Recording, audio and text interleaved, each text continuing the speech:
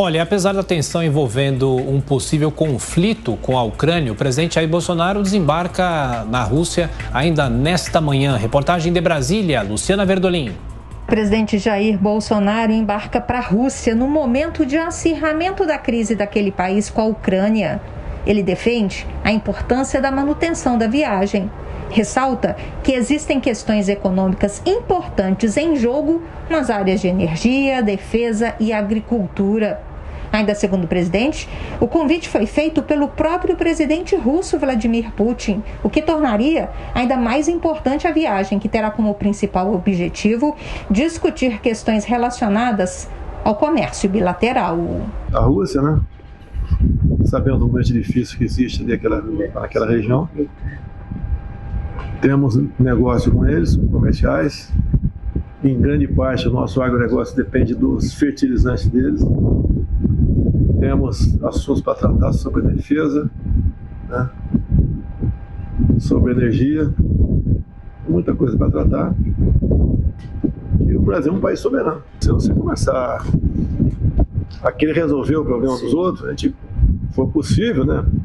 E a palavra lá de paz, se for para ajudar, a gente vai, tudo bem. Mas sabe o que está em jogo, não vou entrar em detalhe aqui. O governo tem reafirmado que a visita não significa apoio à Rússia no conflito com a Ucrânia, que não se discutirá política regional e sim relações comerciais. Até por conta disso, o Ministério das Relações Exteriores fez questão de lembrar o aniversário de 30 anos das relações diplomáticas entre o Brasil e a Ucrânia.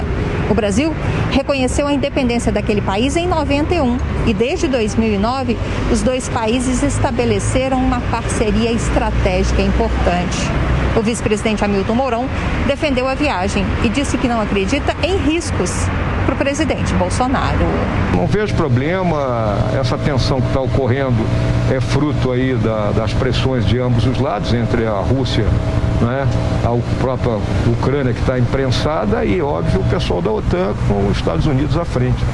Na minha opinião, vai ficar nesse jogo de pressão, né? Então a viagem do presidente é um dia só lá, sem maiores problemas. São mais de 20 horas de voo. Por isso, o encontro do presidente Bolsonaro com Putin só deverá acontecer na quarta-feira. Está prevista uma coletiva e mesa redonda com empresários brasileiros. Da Rússia, o presidente segue para a Hungria, onde será recebido pelo primeiro-ministro daquele país.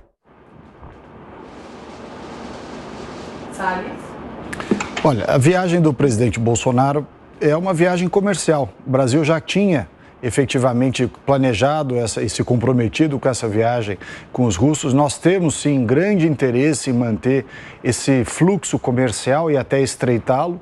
O presidente destacou bem a necessidade que nós temos de fertilizantes russos. Eles, por outro lado, podem ser grandes fornecedores de tecnologia e parceria na área da defesa e no desenvolvimento de energia, sobretudo aquela indústria de petróleo e gás, que o Brasil tem um grande potencial. Portanto, é uma viagem importante para nós. O presidente não vai se meter em assuntos regionais, como ele próprio já falou, não é? E a oposição aqui querendo imputar a ele um caráter de ser inoportuna a viagem. Ora, a viagem já estava planejada. Se você faz uma desfeita em cancelar uma viagem dessa com o governo russo, certamente aí sim você vai machucar, vamos dizer assim, vai causar dano às relações bilaterais entre os dois países. E há um outro aspecto também, não é? O Brasil tem boas relações com os Estados Unidos, com a Europa e tudo mais, e pode ser, inclusive, se assim se mostrar razoável, ali eventualmente um interlocutor para que essa relação se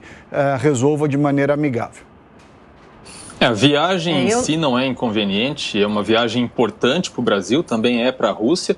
Inconveniente, obviamente, foi o timing, né? O momento em que essa viagem ocorreu. Infelizmente, não era possível prever isso quando ela foi marcada. Agora, curiosamente, ela acaba acontecendo em um momento de distensão desse conflito, no momento em que a Rússia e os outros países estão reduzindo o tom das ameaças, e isso é positivo inclusive para o Brasil e para o presidente Jair Bolsonaro, que vai chegar na Rússia em um momento de distensão dessas tensões. Então, pode ser que se depois, em seguida a viagem do presidente Jair Bolsonaro, de fato esse conflito arrefecer e não houver mais o risco de invasão, acabe sendo positiva e se demonstre para o resto do mundo que a viagem não foi inconveniente. Mas isso vai depender também da atitude do presidente Jair Bolsonaro na Rússia. Ele vai precisar ter muita cautela no que ele disser para que as palavras dele não sejam usadas pelo presidente Putin como um endosso às ameaças que ele fez à Ucrânia. Essa é a minha grande preocupação como brasileira, porque a gente sabe que o presidente Jair Bolsonaro é impulsivo, especialmente nas horas das entrevistas.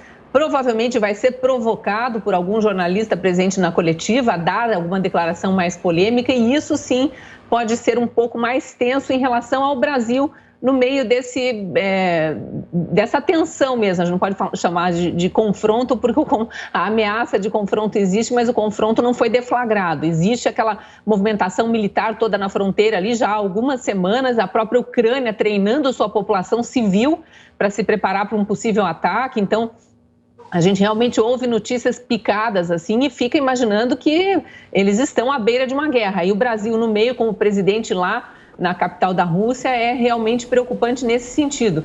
Agora, olhando pelo lado do presidente, a gente não tem acesso aos detalhes, né? A gente imagina que o GSI tenha informações e esteja tranquilo em relação à segurança do presidente e à segurança do Brasil, a ida do Brasil lá, não tomando nenhum partido, para ter aconselhado que essa viagem fosse mantida.